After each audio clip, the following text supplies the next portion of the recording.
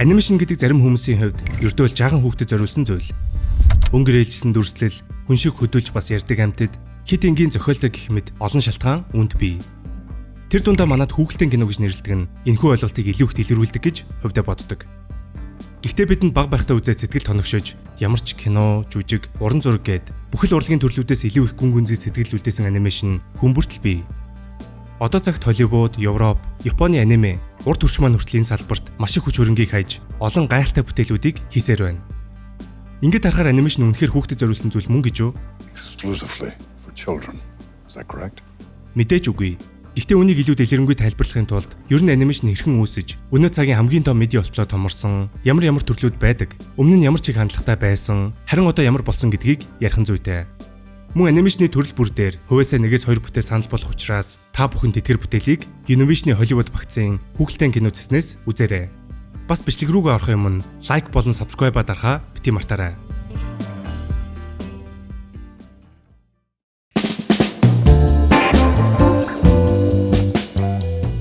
Анимашн бидний бодож байгаагаас ч илүү урт түүхтэй.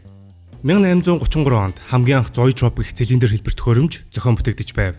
Цилиндрийн дотор фрейм бүрээр зурсан алхаж буй хүн, амьтад гих мэт дүрс байх ба түүнийг эргүүлэн хөдөлгснөөр хөдөлгөөн үүсч одоогийн бидний мэдэх анимашны сүр тавигдсан юм. Өөрөөр хэлбэл Zoetrope нь анимашны бие төлбөр гэж хэлж болно. Харин 1866 онд үүнийг хүүхдийн тоглоом болгон гаргаснаар илүү олон танигдаж өргөн хэрэглээнд нэвтэрсэн. Сонирхолтой Zoetrope гэх нэршил нь грек хэлний Zoe буюу амьдрал, Trope буюу эргэлт гэсэн утгатай ба нийлүүлвэл амьдралын тойрог, эсвэл амьдралын хүрд гэж орчуулагддаг. Харин анимашн гэх үг нь аниматио гэх латин үгнээс гаралтай бөгөөд мөн л амьдрал бэлгэлэх гэсэн утгатай. Ингээд харахаар анимашн нь зүгээр л нэг кино урлагийн жанр гэхээсээ илүү оргийн хосноос амьдрал бүтээж буй урлагийн нэгэн хэлбэр гэж харж болохоор. Мэдээж ихэнх үедээ Zoetrope ч бай, анимашн ч бай, ихэвчлэн хүүхдүүд рүү чиглэж бүтээгдэж байсан. Гэвч 1980-аад оноос эхлэн энэхүү хандлага арай өөрчлөгдөж, бүх насныханд цаашлаа зөвхөн насан туршид зориулсан анимашнууд ч ихээр гарах болсон.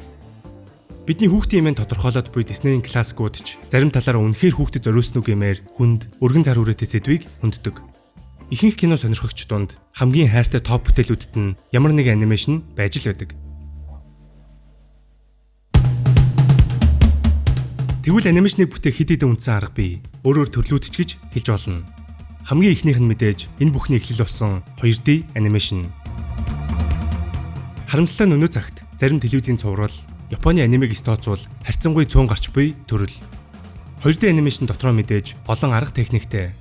Фрейм бүрийг нь гараар зурах уламжлалт аргаас эхлээд орчин болон дүрийг салгаж, аниматоруудын ажлыг арай илүү хөнгөвчлөх cel анимашн арга. Бидний хэл занснаар гэрэлтүүр зурхтай ижил буюу бодит дүрсийг фрейм by фрейм давхарлан зурах ротоскоп гэх мэт олон аргууд бий. 1908 онд хамгийн анхны аль биесны 2D анимашн бүтэж, үүний араас мэдээж алдарт Walt Disney Америкийн анимашны алтан үеийг эхлүүлсэн. Одоо л мөн нэртэй луу данстай болчихсон болохоос Disney бол ямар ч хэрэгэлзээгүй дэлхийд дахин анимашн дэлгэрүүлж тис өөр төвшөнд ахиулж чадсан компани. Гэхдээ Mickey Mouse-аас эхлээд Цасангой бод олон одой, Pinocchio, Fantasia гэх мэт Disney-ийн классик бүтээлүүдийг хүмүүрл мэдэх байх.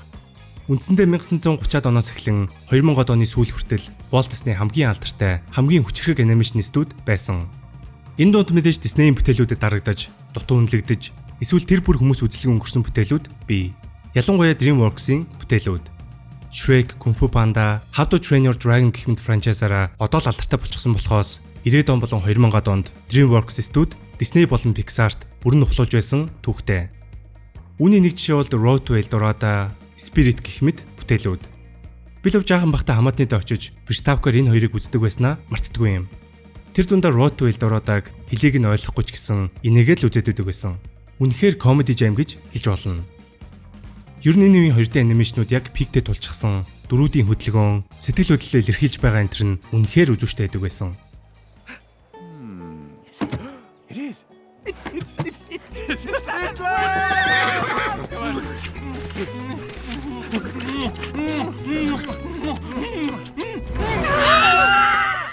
Тэгвэл 2D анимашнээс ч өмнө үүссэн нэгэн төрөл бол stop motion болон claymation.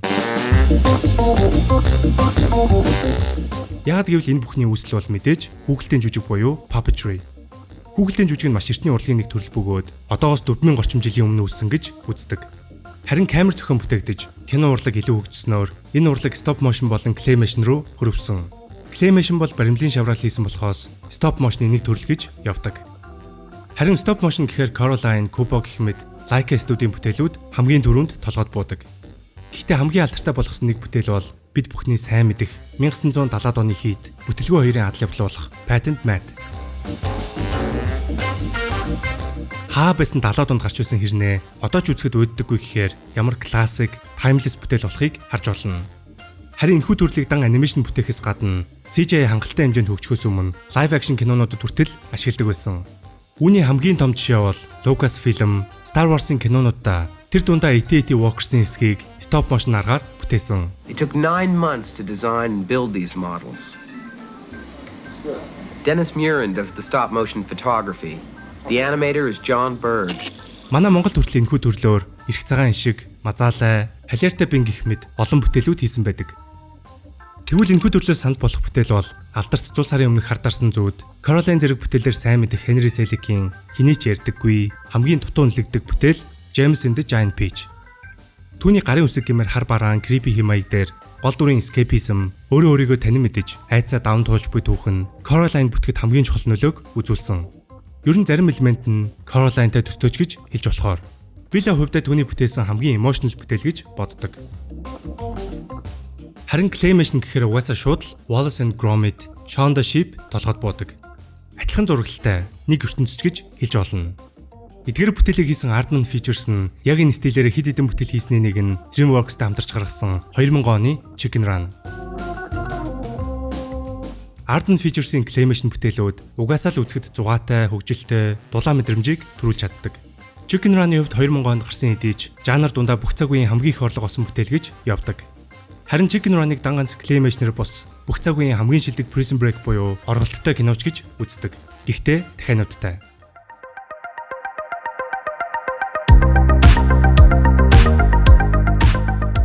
За тэгээд өнөө цагийн анимашн салбарын хамгийн их ашиглагдаж буй төрөл бол мэдээж 3D.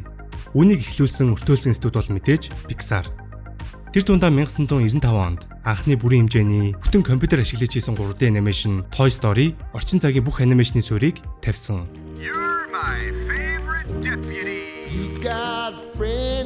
Одоо л бидэнд 3D анимашн энгийн байдал зүйл юм шиг санагдаж байгаа ч тухайн цаг үедээ бол жинхэнэ шин нээлт хүмүүсийн тархийг дэлбэлсэн зүйл байсан.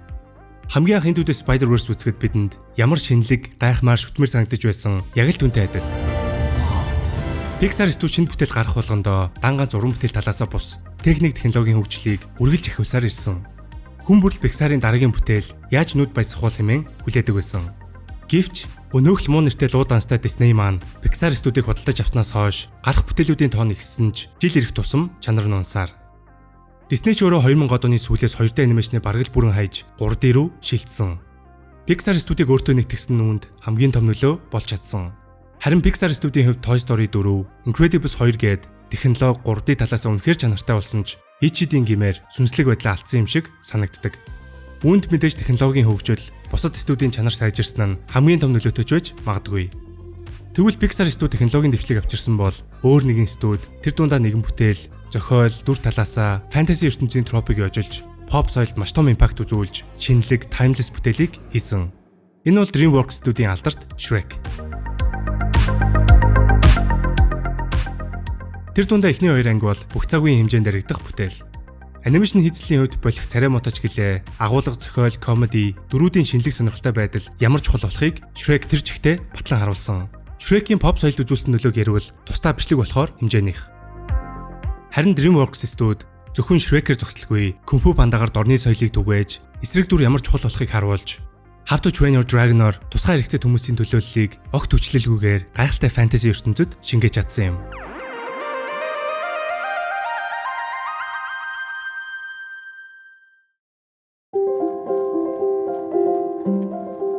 Тэгвэл энэ бүх аргуудыг live action-д хослуулсан нэгэн төрөл бий. Би л хүүхэд багтаа энэ төрлийн кинонуудад хамгийн их дуртай байсан. Хүүхдийн киноны дүрийг яаж бодит кинод хослуулдаг юм бол гэдэг нь хамгийн их гайхшруулдаг байсан. Одоо бол бараг л бүх CGI-тай кино энэ төрөлд орохоор гэж хэлж болно. Гэхдээ Who Framed Roger Rabbit, Space Jam гэх мэт яг энэ жанрт багтах бүтээлүүд орчин үед харьцангуй бага гардаг болсон. Space Jam 2 гэж нэг балаан хийснийг тооцвол орчин үед гарсан бүтээлүүдээс 2022 оны Chip and Dale Rescue Rangers хамгийн их таалагдсан. Ер нь иймэрхүү бүтээлүүд гүн гүнзгий утга мэдрэмж гэхээсээ илүү хөнгөн, зугаатай, үзэгчдийг өөдөхгүй байхад л болчихж байгаа юм. Гэхдээ миний хувьд хүүхэд байхдаа үзээд үнэхээр сэтгэл тоногчсон, маш дулаан мэдрэмжийг өгдөг байсан нэгэн кино бол Стюарт Литл. Литл гэр бүлд өрчлөөсөн бяцхан хулган Стюарт хэрхэн орчиндөө дасан зохицож, бусдад өөрийгөө хүлээн зөвшөөрүүлж байгааг маш дулаан, хөгжилтэй, сэтгэл хөдлөмөр үзүүлж чадсан бүтээл. Тэр дундаа тоглоом машин, тоглоом онгоц жолоодож байгаа хулган нь бол хүүхэд байхад үнэхээр гоё санагддаг байсан. Анимашны үндсэн төрлүүд гэвэл энэ хэд байна.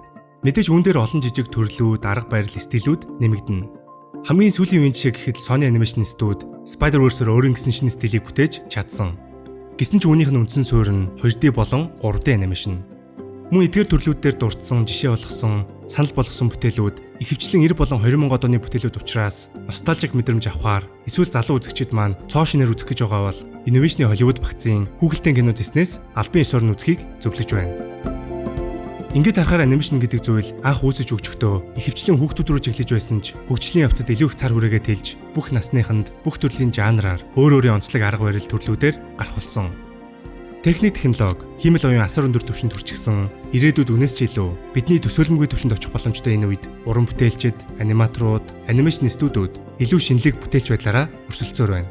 Үүний жишээ бол Spider-Verse, Arcane, Love, Death and Robots гэх мэт creativity-ийн тулчсан гайхалтай бүтээлүүд. Нэмээд хэттүүдийн гаргаж буй гайхширмаар зураглалтай анимац хурлууд, найшаа гэх мэт блокбастер бүтээлүүд ч бас үүний хамгийн тод илрэл. Харин сайн хажуугаар сар гихчээр эсрэгээрээ нэгэн цаг үед мандаж явсан томоохон студиуд муу нэр зүүж рейтинг нь унсаар байна. Гэхдээ бусад жижиг студиуд инди уран бүтээлчдэд боломж олдож байгаа нь нэг талаараа сайшаалтай. За тэгээд эцэстэн дүгнэлт хэлэхэд анимашн кино урлагийн нэгэн жанр гэж явдагч дан ганц тэгж тодорхойлох нь өрөөсгөл. Анимашн гэдэг бол бидний бодож байгаагаас ч илүү их цар хүрээтэй, хүнд гүн гүнзгий мэдрэмжийг төрүүлж чаддаг, илүү бүтээлч, лайв акшн кинонд харуулж чадахгүй зүйлсийг хүснээрээ бүтээх боломжийг олгодог. Анимашн маш баялаг түүхтэй, олон төрлийн стилтэй, урлагийн нэг төрөл зүйл. Харин энэ бүхний хязгааруул ердөөл таны, миний, бид бүгдийн төсөөлөл. Бидний бичлэг таалагдсан бол лайк болон subscribe дараарай. Дараагийн бичлэгээр уулзцгаая.